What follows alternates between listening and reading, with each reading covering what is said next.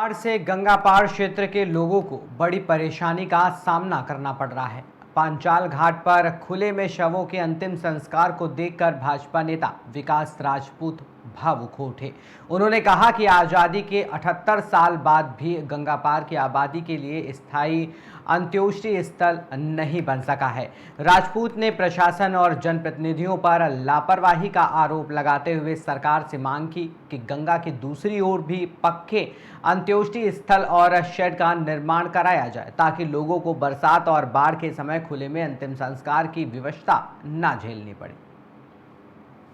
आप अभी पांचाल घाट आए थे और जो गंगा पार क्षेत्र के अंतिम संस्कार है सब आते हैं, वहां पर आप गए और क्या स्थिति मिली और क्या कुछ कहना है? देखिए, मैं कई दिनों से देख रहा था यहाँ पे बाढ़ की स्थिति बनी हुई है और जहाँ पे लोग गंगा पार के लोग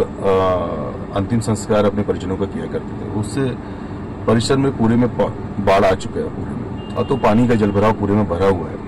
और लोग सड़क के किनारे अंतिम संस्कार अपने परिजनों का कर रहे हैं,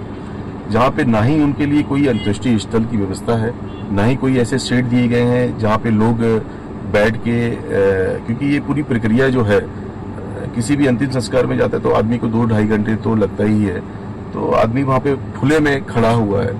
और बरसात का सीजन है।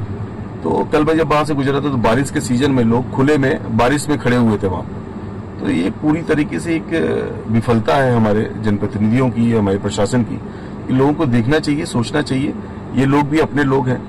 जहाँ से अगर हम आज की डेट में जो बात कर रहे हैं, एक विकसित भारत की बात कर रहे हैं, और विकसित भारत में इस तरीके की चीजें